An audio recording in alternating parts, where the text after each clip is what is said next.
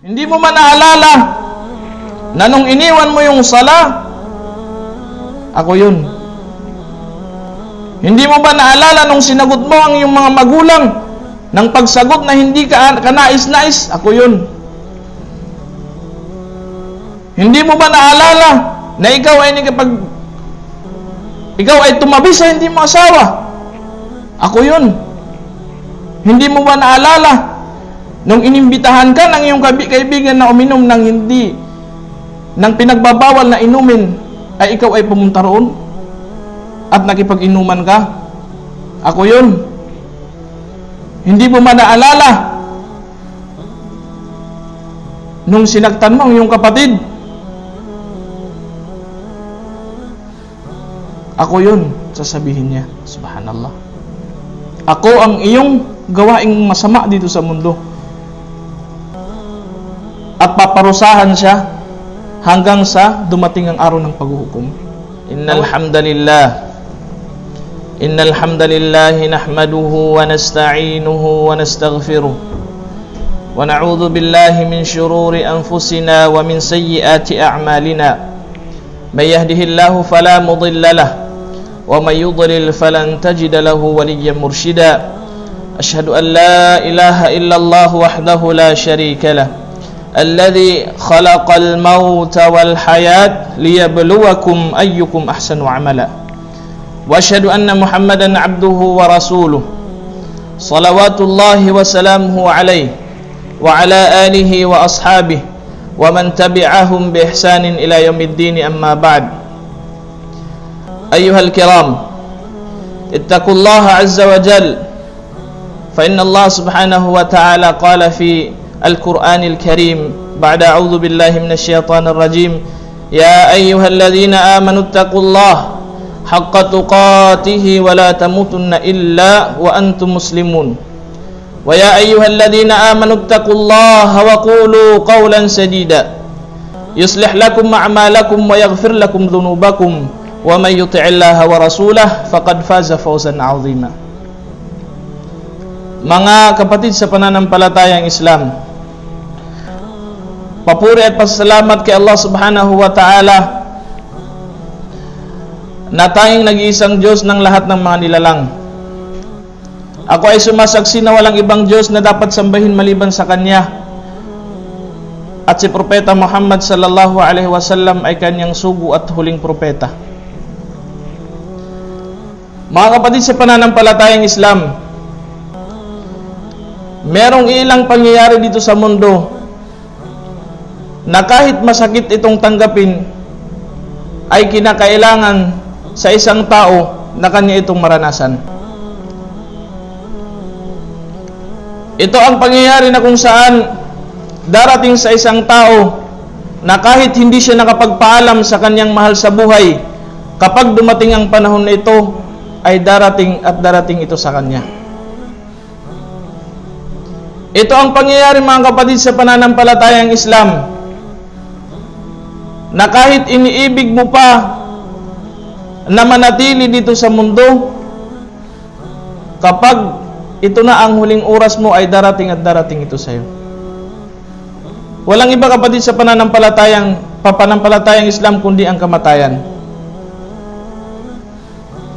Tayo ay nakakaranas o di kaya nakakakita ng mga tao na pumapanaw.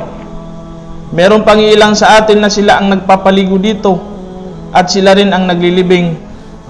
Ngunit ano nga ba ang mangyayari sa isang tao pagkatapos ng kanyang kamatayan? Ito ay katotohanan na kailangan tanggapin ng isang tao, sapagkat si Allah subhanahu wa ta'ala mismo ang nagwika, kullu nafsin dha'iqatul maut. Ang lahat ng may kaluluwa ay makakatikim sila ng kamatayan, kapatid sa pananampalatayang Islam. Maging bata o matanda, mayaman ka man o mahirap, kapag dumating na sa iyo ang oras mo, ay kukuhanan ka na ng kaluluwa ni malakal maut, at wala ka nang magagawa upang mapigilan ito.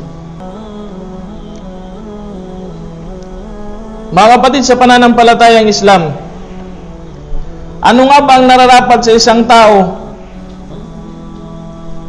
na nalaman niya na mayroong katapusan ng kanyang buhay?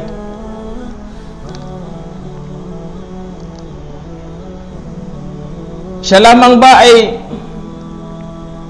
magpapakasawa dito sa mundo nang walang ginagawang maganda o pagsamba kay Allah subhanahu wa ta'ala? Siya lamang ba ay mabibisi sa lahat ng anumang bagay na pagkukuhanan ng kayamanan at kakalimutan na niya si Allah? Kapatid sa pananampalatayang Islam, ninanais ko na ang bawat isa ay mag-imagine sa pangyayari na kung saan merong isang tao dito sa mundo na siya ay maglalakbay sa pinakamalayong lugar. Maglalakbay siya sa pinakamalayong lugar, at sa lugar na iyon ay walang tubig at walang makakain at walang tulong na kanyang makakamit. At ang taong ito, mga kapatid sa pananampalatayang Islam, hindi man lamang siya nagdala ng baon o hindi man lamang siya nagdala ng pera, pagkain o inumin na dapat niyang gamitin doon sa kanyang paglalakbay. Ano na lamang ang ating masasabi sa taong ito? Marahil na sasabihin natin na 99% maaaring mamatay ang tao dahil sa gutom sa kanyang paglalakbay. Maaaring mamatay ang tao na iyon dahil sa kanyang pagkauhaw sa kanyang paglalakbay, sapagkat hindi siya nagdala ng baon patungo doon sa kanyang patutunguhan. Ganito na lamang dapat ang isipin ng isang tao na alam niya na mayroong katapusan ng kanyang buhay, ngunit hindi siya nag-ipon ng mga kabutihan, pagsamba kay Allah subhanahu wa ta'ala habang siya ay namumuhay pa dito sa mundo. Subhanallah.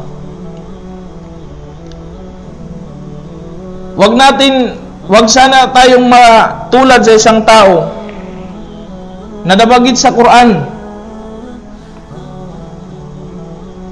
na sabi ni Allah subhanahu wa ta'ala, hatta idza jaa ahadukumul maut qala rabbi irji'un la'alli a'malu salihan fima tarak kalla innaha kalimatun huwa qailuha wa min waraihim barzakhun ila yaumi yub'atsun. Ito ang masamang kalagayan na maaring mangyari sa tao na walang pananampalataya kay Allah subhanahu wa ta'ala.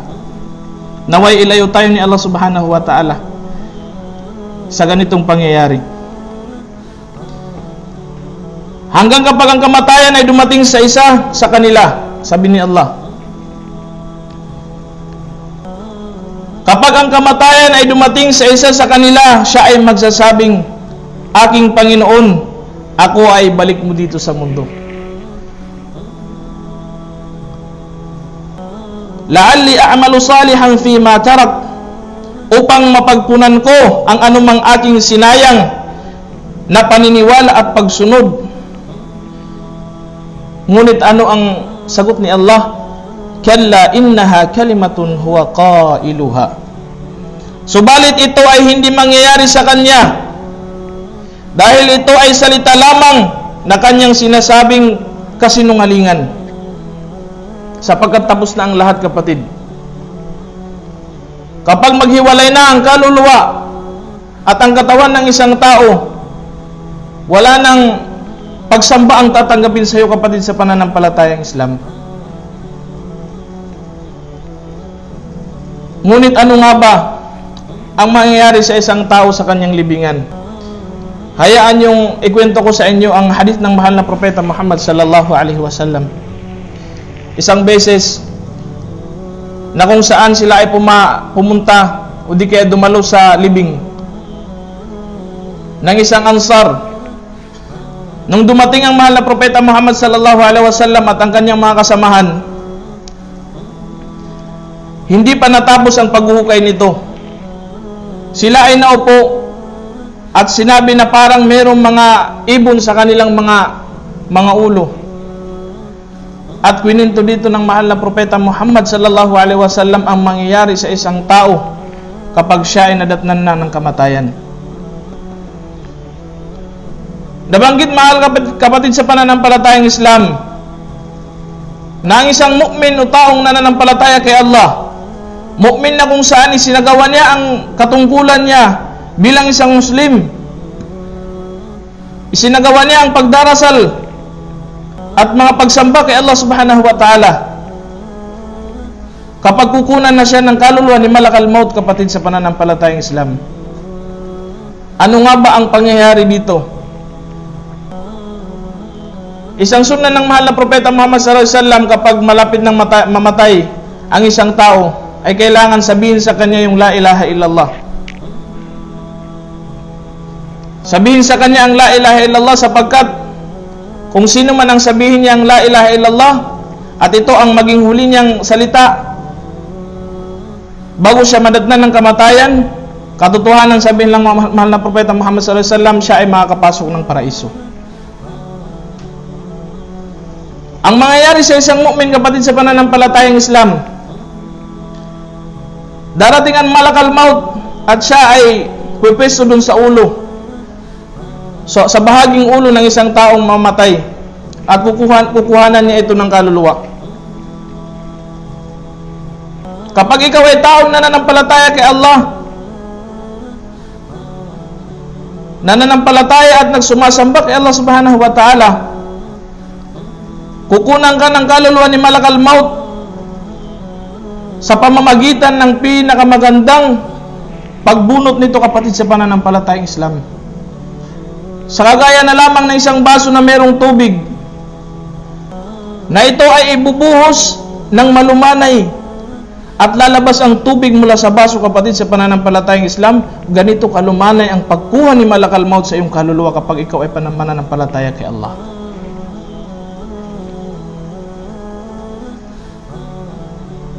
Allahu Akbar, kapatid sa pananampalatayang Islam.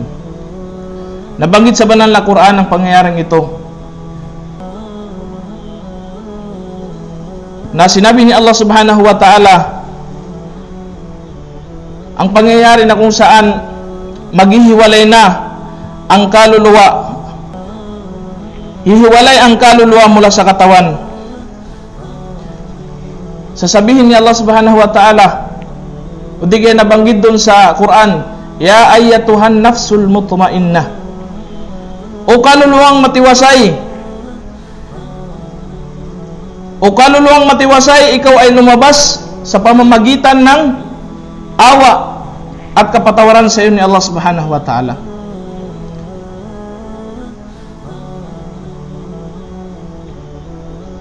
At lalabas ang kaluluwa, kapatid sa pananampalatayang Islam, ng napakalumanay na paglabas. At hindi hayaan ng mga malaika mula sa langit. Bababa sila mula sa kalangitan at meron silang daladalang mga tela, pabango, na iano nila doon sa patay. At dadalhin ng mga malaika, mga kapatid sa pananampalatayang Islam, ang kaluluwa ng isang taong pumanaw papunta ng langit at tatanungin sa pinaka first level ng langit. Tatanungin ng mga malaika, sino ba yan? At ang isasagot ng mga malaika na dumadala sa iyo o di kaya sa kaluluwang ito ay tatawagin ka sa pinakamaganda mong pangalan. Tatawagin ka sa pangalan na kung saan ito ay kalugod-lugod sa iyo nung nandito ka pa sa mundo, hanggang sa papapasukin ng mga malaika papunta ng langit. At sasabihin ni Allah subhanahu wa ta'ala, isulat ang kanyang talaan doon sa Illiyun,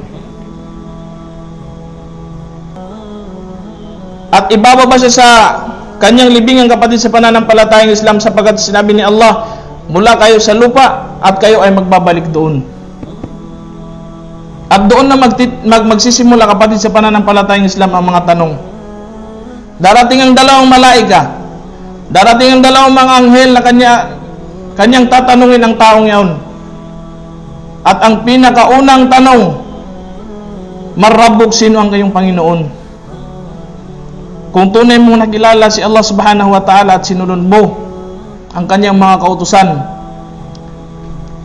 napakadali ang pagsabi mo ng Rabbi Allah. Ang aking Panginoon ay si Allah.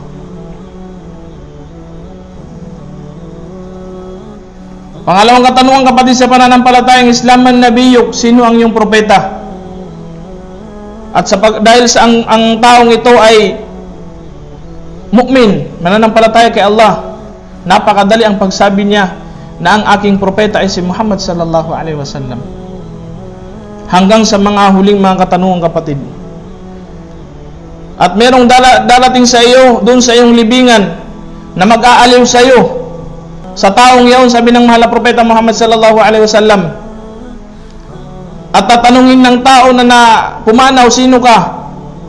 At sasabihin niya, ako ang iyong magandang mga gawain. Subhanallah. Sa tuwing tayo ay nagdadakwa, kapatid sa pananampalatayang Islam, tayo ay magkakaroon ng kasama doon sa libingan.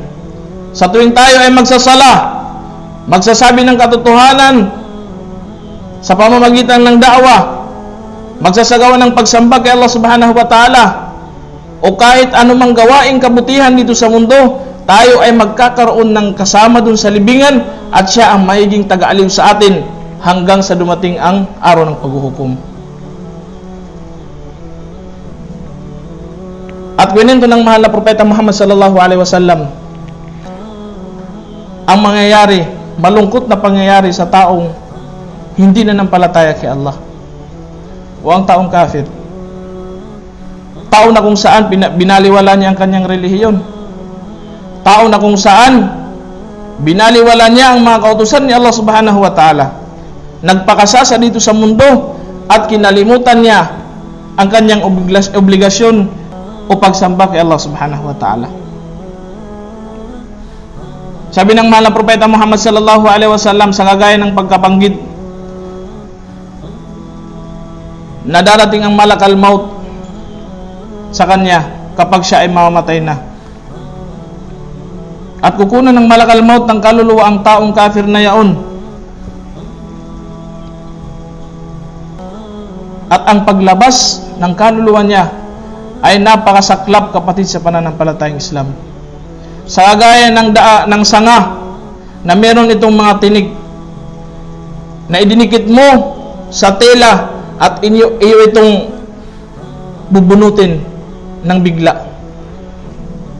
Doon pa lamang sa paghiwalay ng kaluluwa at katawan ng isang tao ay ganun na kasaklap ang mararanasan mo. Ganun na ipaparamdam sa iyo ni Allah subhanahu wa ta'ala ang ginawa mo dito sa mundo. Subhanallah. At hindi hayaan ng mga malaika at kukunin nila ito at iaakit sa langit. At sasabihin nila, sino ang kaluluwang ito?